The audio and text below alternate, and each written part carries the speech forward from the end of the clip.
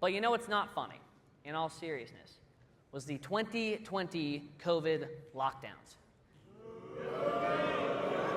Yep. And we like to think about the lockdowns. Should we remember them? And we must remember them because it can never happen again. We will not comply. And we think about it, and we think of the blue states and these blue state shutdowns, and oh, look how crazy New York City was, look how crazy DC was, California. But it was happening in Texas too, and I know because I was there. They had the mask mandates, they forced you to work from home or threatened you with putting you in a cage. They threatened you to put you in a cage if you opened your business, put food on your family. And our next speaker said, hell no, I'm going to open my business and I'm going to put food on the table for my family. And the Texas government threw her in jail. And she came out stronger from it, got politically active, beat a sitting incumbent in this past election cycle, and she is going to be a state representative come next session in Texas, fighting for us. Please welcome to stage Shelley Luther, everybody.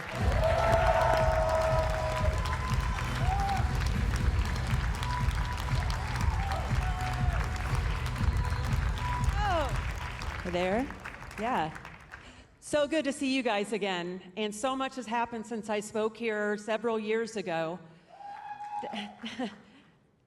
Good, okay. It's crazy because everybody knows me as they call me a hairdresser, even though I'm not a hairdresser. I just owned a salon, and we opened against the shutdown because it was crazy. I was looking around, Lowe's was open, Walmart was open, Home Depot was open, the liquor stores were open, any place that sold CBD oil open, right?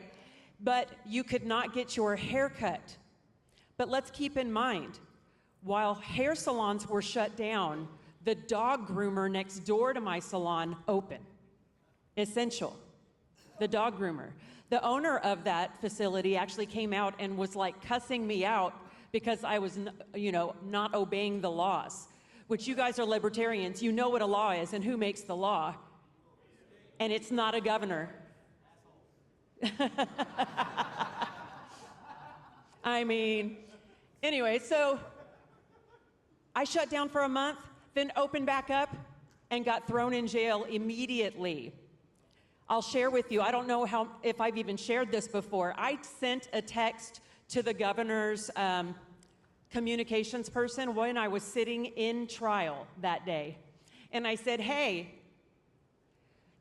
today you can get a drive-through lap dance in Texas, but you cannot get your hair cut. A drive-through lap dance. First of all, with a mask on, and then they can't touch you? Come on, come on. So that's when I finally had it. But that day I was actually sentenced to 7 days in jail and a $7,000 fine. It was horrible. The reason why I'm talking to you guys about this now is we can never forget that happened. We can never forget that happened. And I have had thousands and thousands of people say, you know what?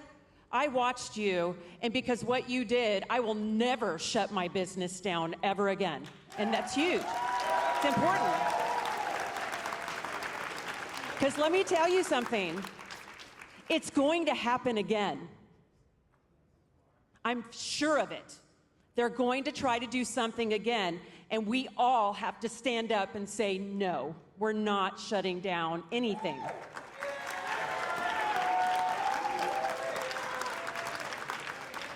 So after that all happened, a seat opened up for Senate, state Senate in Texas, and I'm like, okay, I'll run for that, because I'm not gonna sit around while all this is happening and then just let it happen again. Well, I didn't win that seat. Well, then 2 years later comes, and there's an open Texas House seat. And I ran for that too, because I am determined. And just losing one race doesn't mean that you're done. YAL was with me every step of the way.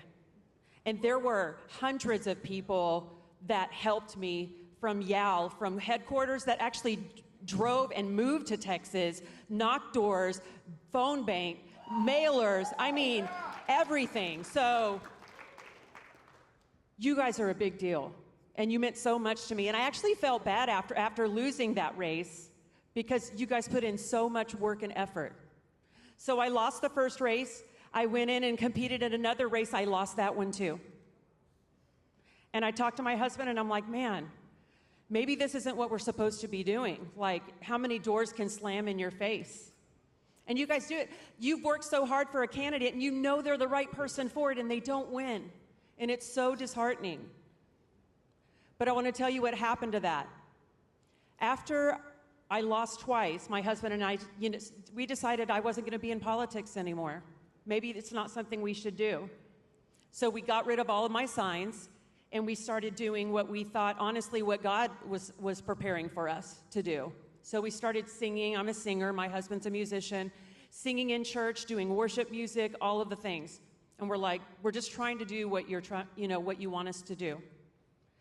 On April 4th of last year, I had a very serious brain aneurysm. April 4th of last year. I should have died. Honestly, my carotid artery in my head exploded. Less than 1% of people that have that happen to them don't even make it to a hospital. They just die right there. So I went to the first hospital. They told my husband, we can't save her. They sent me to another hospital, the same thing, we can't save her. Then slowly I was able to get through a surgery. It didn't work. I was in a coma for almost 10 days. They told my husband she's already had 7 or 8 strokes. So if she does wake up, she's probably going to be a vegetable if we can even get her to wake up, but we'll just see what happens. So the days go by, I'm still alive, and I'm defeating all of the odds.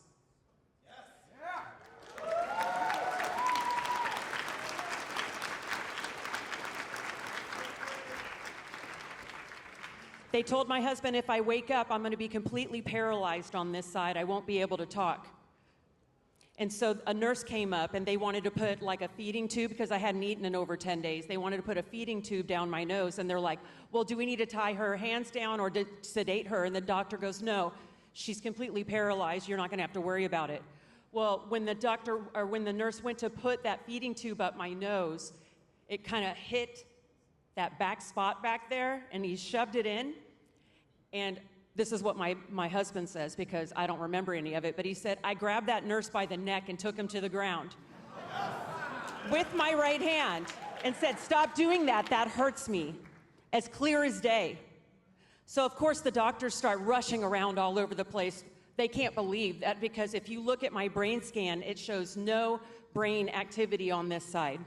And they have no explanation why I was able to do that.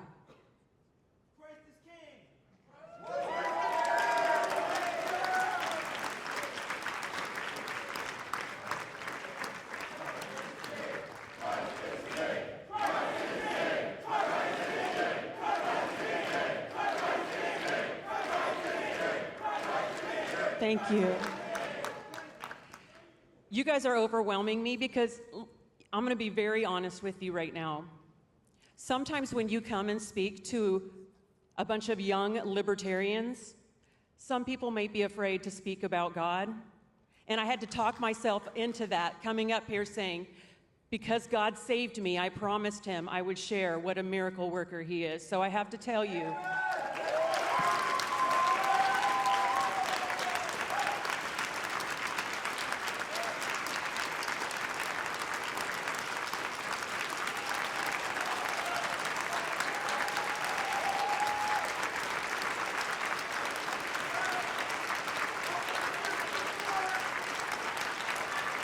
thank you. So thank you guys. And I don't have a lot of time, but I want to I want to talk to you about my appreciation for you. First of all, I don't know if you've heard about Texas. We completely turned over our Texas House, and it has to do a lot with you guys. My friends are standing back here, newly elected officials you guys stand up, stand up. And there's a lot more. And it was the biggest overturn in recent Texas history because we are just regular people that have had enough. And we are going to fight for freedom and liberty in the Texas House like never before. And we're so excited to do that. But I want to tell you something. I came after a few months of speech therapy, physical therapy, not leaving my house. And I'm going to be real, not washing my hair or taking a shower for like a week because I was down, like sleeping 18 hours a day. This was last year. And God said, run one more time. I will protect you.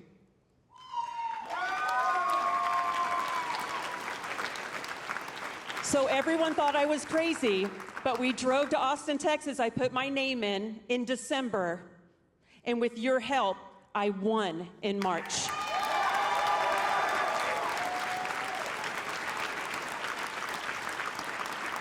This message is, don't ever give up. And make sure that if you're going to elect or help someone get into office, the biggest asset they can have is a backbone and grit. Because people can tell you all day long, oh, I'm a conservative, they're nice, they could do all, that doesn't matter. Do you have the backbone to stand up for what's right? And you get that person in office no matter what it takes. Thank you guys so much.